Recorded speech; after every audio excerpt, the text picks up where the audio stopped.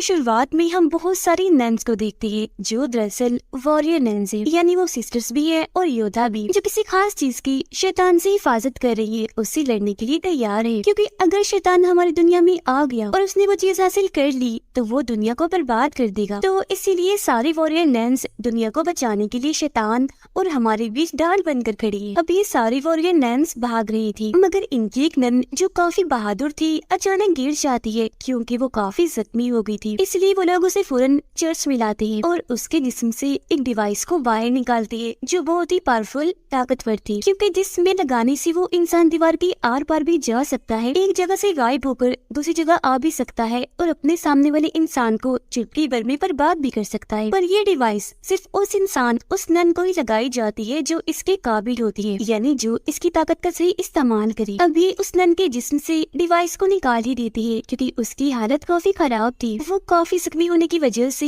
जल्द मरने वाली थी, पर उन्हें इस डिवाइस को बचाना है क्योंकि यही वो चीज है जिसे ये शैतान से बचाते आ रही है। वो लोग फिर डिवाइस को छुपाने के लिए एक लड़की की लाश में डाल देते हैं और हैरत जैसी डिवाइस उसके जिस्म में जाती है वो हिलने लगती है। अगले ही पल दोबारा से जिंदा हो गई थी। इस लड़की का नाम एवा था जो ऑर्फनेज में रहती थी, यानी अनाथ आश्रम में, जहाँ ऐसे बच्चों को रखा जाता है जिनका दुनिया में कोई नहीं होता क्योंकि उसके माँ बाप की मौत हो गई थी। मगर जब वो 19 साल की हुई तो उसका वहाँ से जाने का टाइम आ गया, पर वहाँ की एक सिस्टर ने उसे जाने नहीं दिया बल्कि एक इंजेक्शन लगाकर उसे जान से मार दिया था। वो जब ऑर्फनेज में थी तो चल नहीं सकती थी, पर अब डिवाइस उसके जिस्म में आने से वो चल भी पा रही थी, जिस वजह से वो काफी खुश थी। पर क्योंकि चर्च में खतरनाक लड़ाई चल रही थी इसीलिए वो यहाँ के माहौल से बाहर निकलती है। बाहर आने पर उसकी मुलाकात एक चोर से होती है जो एवा को अपने साथियों से मिलवाता है जो मिलकर छोटी मोटी चोरियां किया करते थे। यहाँ एवा को ख्याल आता है कि उस सिस्टर ने मुझे मारने की कोशिश की थी, जो हरकत वो और किसी बच्चे के साथ भी कर सकती है। इसीलिए वो बाकी बच्चों को बचाने के लिए दोबारा से ऑर्फनेज में जाती है। सिस्टर उस वक्त एक बच्चे को भी वो इंजेक्शन लगाकर मारने वाली थी, पर ठीक वक्त पर एवा वहाँ आकर उसे बचाने के लिए सिस्टर से लड़ने लगती है। अब इससे पहले कि सिस्टर उसे पलट कर मारती, वो गला घोटकर सिस्टर को जान से ही मार डालती है। अब चर्च के फादर को एवा के बारे में पता चल गया था, इसीलिए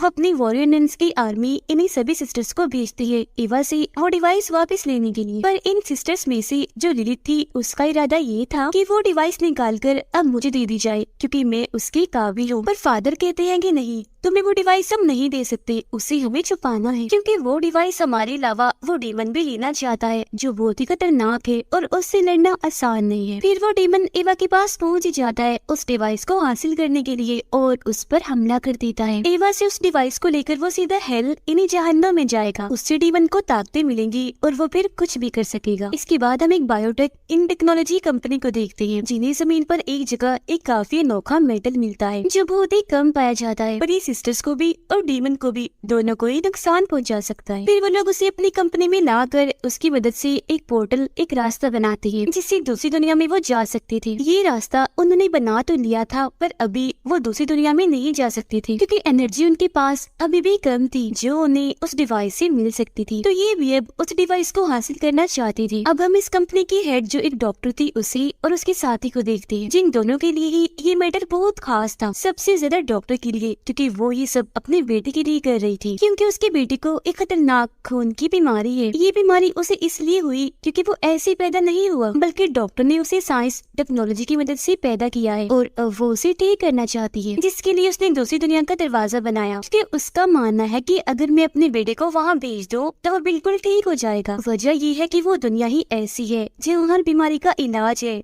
और वहाँ कोई भी नहीं मरता। ये सब कुछ वो अपने बेटे की मदद से ही कर पा रही थी। दूसरी दुनिया का दरवाजा भी उसने अपने बेटे की मदद से ही बनाया है क्योंकि उसके बेटे को एक एंजल फरिश्ता नजर आता है जो उसे इस सब के बारे में गाइड करता है, बताता है। उधर फादर और सिस्टर्स की आर्मी को एवा मिल भी जाती है जो बेहोश थी क्योंकि उस पर डीमन ने हमला जो कर दिया था। वो उसे अपने साथ ले जाती है और जब उसे होश आती है तो फादर उसे इस डिवाइस की हिस्ट्री के बारे में बताते हैं कि काफी सालों पहले इस डिवाइस को हेवन यानी जन्नत से एक एंजल लेकर आया था जिसका नाम एड्रियल था ताकि उस डिवाइस की मदद से एक जख्मी वॉरियर को ठीक कर दे और सभी डीमंस का खात्मा करके इस दुनिया की हिफाजत कर सके। फादर कहते हैं कि मेरे हिसाब से उस डिवाइस ने तुम्हें चुना है, तुम उसके काबिल हो, इसलिए आज वो तुम्हारे पास है और अब मैं तुम्हें भी अपनी टीम में शामिल करना चाहता हूँ। जिस पर वो मान भी जाती है और फौरन ही उसकी ट्रेनिंग शुरू हो गई थी जो यहाँ की मदर उसे कर रही थी। यहाँ हमें ये भी पता चलता है कि जिस भी इंसान के पास ये डिवाइस होती है उसे ये पता चल जाता है कि डीमन हमारी दुनिया में आ रहा है और फिर उस मेटल की मदद से उसे मारा भी जा सकता है। पर एवा कुछ दिन यहाँ उनके साथ रहती तो है मगर यहाँ से जाने का फैसला करती है क्योंकि उसे यहाँ नहीं रहना बल्कि पूरी दुनिया घूमना है जो उसका सपना था। वो यहाँ से भागने के लिए अपने चोर साथी को बुला लेती है पर तभी यहाँ सिस्टर लिलिथ आकर उसे रोक देती है। इससे पहले कि वो एवा के अंदर से डिवाइस को निकालती यहाँ शूटर नन आ जाती है। यानी वो गन से शूट करने में माहिर थी मगर इस हड़बड़ी में वो डिवाइस ऑन हो जाती है, चल पड़ती है और ऐसा होते ही डीमन भी उसे हासिल करने के लिए आ जाता है। वो सबसे पहले सिस्टर लिलिथ पर हमला करता है और अब इससे पहले कि वो एवा को भी मारता वो सिस्टर की तलवार छीनकर डीमन की आर पार कर देती है जिससे वो जख्मी हो गया था और लिलिथ को अपने साथ लेकर यहाँ से गायब हो जाता है जिससे सबको ये लगता है कि लिलिथ की मौत हो गई होगी मगर वो मरी नहीं थी, अभी जिंदा थी। वापस वो जैसी तैसी चर्च आ तो गई थी लेकिन अब उसके अंदर एक अलग ही तरह की ताकत आ गई थी जिससे वो खुद भी अनजान थी। साथ ही एवा भी सही सलामत वापस आ गई थी जिसे सिस्टर एक खुफिया कमरे में लेकर जाती है जहाँ अलग अलग मेडल्स और एक डायरी थी जिसे सालों से वॉरियर नर्स लिखती आ रही थी। इस डायरी से एवा को पता चलता है कि उस एंजल यानी एड्रियन की मौत हो गई थी क्योंकि उसने अपनी ये डिवाइस वॉरियर नर्स को दे दी थी। उसे दफनाने के बाद जो भी एड्रियन की कब्र के पास जाकर बैठता था उसकी हर तकलीफ हर बीमारी ठीक हो जाया करती थी। जिसके बाद सभी वॉरियर्स ने ये फैसला किया कि वो एड्रियन की लाश को एक जगह पर छुपाकर आसपास मोटी दीवार बना देंगे ताकि उसकी शक्तियाँ और किसी को ना मिल सके। इसीलिए हमने उसकी लाश को एक चर्च में कब्र बनाकर रख दिया ताकि उसकी शक्तियाँ वहाँ रहने वाले लोगों के काम आ सके। तो अब हमें एड्रियन के जिस्म का हिस्सा चाहिए, फिर चाहे वो हड्डियाँ ही क्यों ना हो, क्योंकि वो मिलने के बाद हम उन्हें खत्म कर देंगे और फिर डीमन भी यहाँ नहीं आ पाएगा क्योंकि हमारा मानना है कि उसकी शक्तियों की वजह से ही डीमन हमारी इस दुनिया में आ रहा है, वो भी एक पोर्टल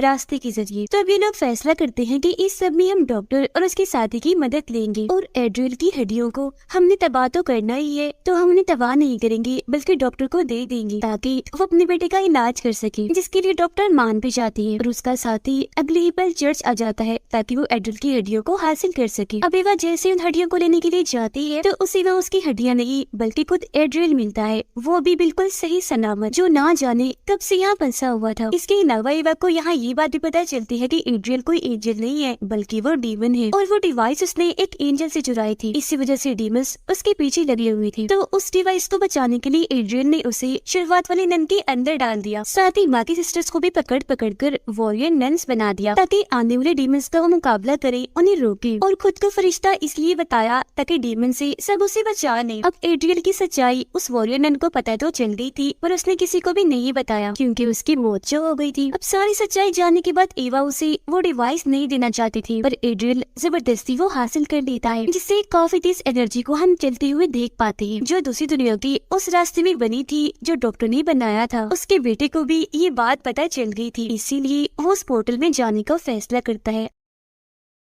अब वो तो चला जाता है पर उसकी मॉम नहीं जा पाती क्योंकि उन्हें उनका साथी रोक लेता है। तब तक वो रास्ता भी बंद हो गया था। अब बाकी वॉरियर नन्स और फादर भी एवा को बचाने के लिए यहाँ आ गई थी क्योंकि इन सब ने भी उस एनर्जी को महसूस कर लिया था और आखिरकार उसे बचाकर वो बाहर ले आते हैं। फिर जब एवा उन्हें एड्रियल की सच्चाई बताती है तो वो यकीन तो कर लेती है, साथ ही ये बात भी सामने आती है कि इतने वक्त से और कोई नहीं बल्कि फादर ही एड्रियल को जगाने की कोशिश कर रही थी, जो सुनकर सारी सिस्टर्स को काफी गुस्सा आता है। और अब क्योंकि एड्रियल जाग गया था तो वो अपने डीमन आर्मी को कंट्रोल में करके सिस्टर्स पर हमला करवा देता है, जिससे एक सिस्टर वहाँ से गायब हो गई थी। इसके बाद हम 2 महीने बाद का वक्त देखते हैं जहाँ एड्रियल के हमले के बाद एवा दूसरे शहर में आकर छुपी होती है, वो भी उस सिस्टर के साथ जो गायब हो गई थी और अब ये दोनों एक ही बार में काम कर रही थी। एवा ने यहाँ काफी लोगों से दोस्ती भी कर ली थी और सबसे ज्यादा जिससे उसकी बनती थी वो एक लड़का था जो उसे अपने ग्रुप में शामिल होने का कहता है, जिस ग्रुप का काम ये था कि वो एड्रियल को रोकेंगे, उसका मुकाबला करेंगे और दुनिया की हिफाजत करेंगे। ये जानते ही एवा टाइम बर्बाद बात ना करते हुए फौरन उसके ग्रुप में शामिल हो जाती है। पर सिस्टर जो एवा की दोस्त थी, जिसके साथ वो रह रही थी, उसे कुछ भी ठीक नहीं लगता। इसीलिए वो एवा को इन चीजों से दूर रहने के लिए कहती है और ये भी कि तुम्हें अपनी शक्तियाँ ताकतें एड्रिल के खिलाफ इस्तेमाल करनी है, तो इनकी हिफाजत करो। इसके बाद बताया जाता है कि उन सारी वॉरियर नन्स को एड्रिल के लोगों ने मार दिया था, वो भी काफी बेरहमी से। बस मदर और सीनियर सिस्टर ही जिंदा बचे थे, क्योंकि जब ये सारा हादसा हुआ तो ये दोनों वहाँ नहीं थी, बल्कि ये मदर की एक खुफिया जगह पर छुपी हुई थी। अब इन दोनों को एक जगह से सिग्नल मिलता है वहाँ आने का, जिस बात से वो खुश हो जाती है, क्योंकि उन्हें लग रहा था कि जरूर ये सिग्नल वहाँ की सिस्टर ने दिया होगा, इसीलिए फौरन वहाँ चली जाती है। पर यहाँ आके पता चलता है कि यहाँ की भी सारी सिस्टर्स को मार दिया गया है। पर वो ये सोच रही थी कि अगर सारी सिस्टर्स मारी गई हैं, तो हमें सिग्नल किसने भेजा था। इस बारे में वो खोज कर ही रही थी कि तभी उनकी मुलाकात एक औरत से होती है जो एक स्टूडेंट थी और सिस्टर बन रही थी। साथ ही वो बताती है कि मैं यहाँ एक मकसद के लिए आई, पर वो बात राज है जो मैं किसी को भी नहीं बताऊंगी सिवाय वॉरियर नन्स के, क्योंकि इस चीज की मैंने कसम खाई है। उधर एड्रियल डॉक्टर की साथी को अपने साथ शामिल कर लेता है, जिससे अब वो गॉड का नहीं बल्कि एड्रियल का मानने वाला बन गया था, जो एक डीमन है। जबकि डॉक्टर तो अपनी सारी मेहनत उस पोर्टल को ही खोलने में लगा रही है, जिसमें कुछ हद तक उसे कामयाबी भी मिल चुकी थी। अब डॉक्टर से मिलने सिस्टर लिलित आती है, क्योंकि वो उसे अपना जिस्म चेक करवाना चाहती थी, जो धीरे धीरे बदल रहा था। उसकी जिल्द पर एक अजीब सी नई जिल्द आ रही थी, जिसे डॉक्टर भी समझ नहीं पाती, इसीलिए वो उस पर अपना एक्सपेरिमेंट तजुर्बा करने लगती है। वो पोर्टल के जरिए लिलित को अंदर तो भेजती है, पर पोर्टल उसे वापस गिरा देता है। पर यहाँ उस जिल्द पर एक तस्वीर बनी हुई थी, जिसे समझने के लिए डॉक्टर उसे अपने कंप्यूटर में डालती है, जिसमें एक औरत का चेहरा बना हुआ था। पर ये कौन थी डॉक्टर नहीं समझ पाती। अब लिलित को लगने लगता है कि ये डॉक्टर मेरी मदद नहीं कर पाएगी, तो अब मदद के लिए वो जाती है एड्रियल के पास, जो उसकी मदद तो नहीं करता पर उसे अपने कंट्रोल में कर लेता है, ताकि लिलित मेरी तरफ ही रहे। जो चीज काम कर भी जाती है, क्योंकि लिलित उसकी तरफ हो गई थी। इसके अलावा वो उसे काफी सारी शक्ति भी देता है, जिसकी मदद से अब वो सारे डीमंस को देख पा रही थी। अब हम जानते हैं कि डॉक्टर का साथी एड्रियल के साथ मिल गया है, जो उस पर इतना भरोसा करती थी, पर उसने इस भरोसे का फायदा उठाकर एड्रियल की मदद की। उसे एक बिल्डिंग और बहुत सारे हथियार बना कर दिए, ताकि उस बिल्डिंग में उन हथियारों की मदद से एड्रियल अपनी शक्तियाँ दिखा सके और उसे पसंद करके लोग उसके साथ ही मिलते जाएं, ताकि उसकी काफी बड़ी आर्मी बन जाए। और अगर किसी ने उसकी बात ना मानी तो वो उन्हें यहाँ सजा भी देगा। अब दूसरी तरफ शक्तियों को इस्तेमाल करके एवा भी ये कोशिश कर रही थी कि वो एड्रियल की किसी भी प्लान को कामयाब ना होने दे। यहाँ ये भी बताया जाता है कि एवा का वो दोस्त जो उससे बार में मिला था, वो और कोई नहीं बल्कि डॉक्टर का बेटा था, जो उसका बड़े वाला रूप था। फादर भी जाग गया है दोबारा, क्योंकि अब वो एड्रियल का ही मानने वाला था। लेकिन बहुत ही जल्द उन्हें अपनी गलती का एहसास हो भी जाता है कि वो कोई गॉड नहीं है बल्कि डीमन है, शैतान है, जो अपने मकसद के लिए कुछ भी कर सकता है। तो वापस उन लोगों के साथ ही शामिल हो जाते हैं।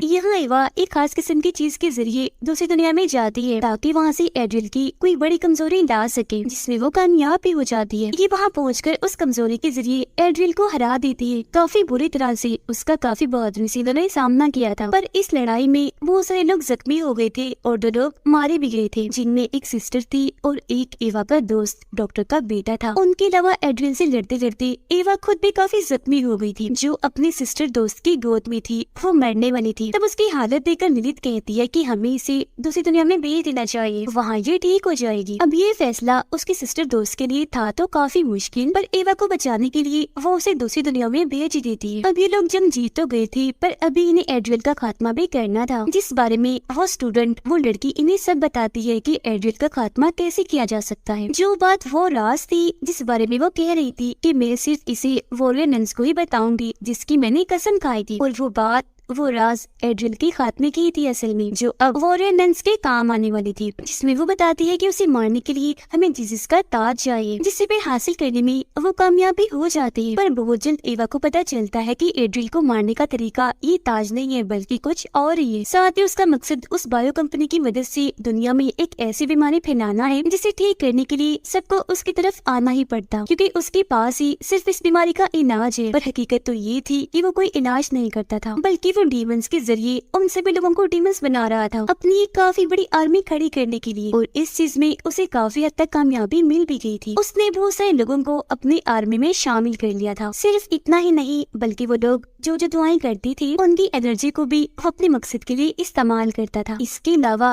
वो डॉक्टर की टेक्नोलॉजी से एक ऐसा पोर्टल खोलता है जो जल्दी बंद ना हो, क्योंकि वो इस दुनिया में बहुत सारे डीमंस को बुलाना चाह रहा था ताकि उनकी मदद से वो पूरी दुनिया पर कब्जा कर सके। अब तभी वो उस पोर्टल के जरिए एक औरत को भी वहाँ से बाहर इस दुनिया में लाता है ताकि हमेशा उसे यहाँ कैद कर सके, क्योंकि ये औरत काफी बहादुर थी जो एड्रियल को हरा सकती थी और वो नहीं चाहता था कि उसे कोई रोके। ये औरत असल में दूसरी दुनिया की मास्टर थी। उसकी दुनिया में एड्रियल कब्जा करना चाहता था, पर जब वो वहाँ पर हार गया इसीलिए उसने इस मास्टर की डिवाइस चुरा ली, क्योंकि वो जानता था कि ये मास्टर मेरी सबसे ताकतवर दुश्मन है और मुझे इस डिवाइस की मदद से हरा देगी। उस दुनिया से हार जाने के बाद वो हमारी दुनिया में आया राज करने के लिए, पर यहाँ आते ही उसे काफी सालों के लिए कैद कर दिया। वहाँ से जब वो निकला फिर भी अपने मकसद में कामयाब नहीं हुआ, क्योंकि वॉरियर नन्स ने उसके हर इरादे का खात्मा कर दिया। अब मैं आपको बता दूं कि ये जो औरत थी इन्हीं मास्टर ये हेवन की थी, जो बहुत ही ताकतवर है, क्योंकि इसमें एंजल जैसी शक्तियाँ पाई जाती है। और डॉक्टर की बेटे को जो गाइड करती थी, जो उसे नजर आई थी, वो भी ये औरत ये मास्टर ही थी। और स्क्रीन पर जिस औरत की तस्वीर डॉक्टर को नजर आई थी जब वो ललित पर एक्सपेरिमेंट कर रही थी, तो वो भी यही थी। और इन्होंने ही एवा को गाइड किया था कि एड्रियल का खात्मा कैसे करना है। एवा के साथ साथ उन्होंने डॉक्टर के बेटे को भी ट्रेन किया। अब ये मिशन उन दोनों के लिए काफी मुश्किल था, क्योंकि इनकी जान भी जा सकती थी, पर फिर भी ये दोनों पीछे नहीं हटे और इन्होंने मास्टर का साथ दिया ताकि दुनिया को बचाया जा सके, जिसमें सबसे बड़ा हाथ डॉक्टर के बेटे का था, क्योंकि जैसा कि हम जानते हैं उसे खून की बीमारी थी और उसके खून में उस मेटल की ताकत थी जिससे डीमन और एड्रियल का खात्मा किया जा सकता था। और जब भी लोग एड्रियल को मारने के लिए जा ही रहे थे कि वहाँ उसने ललित को अपने कब्जे में करके डॉक्टर के बेटे को मरवा दिया, जिससे ईवा एकदम काफी टूट गई क्योंकि वो उसका दोस्त था। तभी यहाँ वो डीमन भी आ गया जो आते ही सबसे पहले एड्रियल को मारता है। और अब वो ईवा को जैसे मारने के लिए आगे बढ़ता है तो मास्टर उसे और बाकी डीमंस को रोककर पोर्टल के जरिए वापस भेज देती है और खुद भी यहाँ से चली जाती है। एड्रियल के खात्मे के साथ ही उनकी जंग खत्म हो गई थी। इसके बाद हम चर्च का सीन देखते हैं जहाँ पर शायद एवा वापस आ गई थी, क्योंकि उसकी मेटल की तलवार चमक रही थी। तभी इसी बात के साथ ये दोनों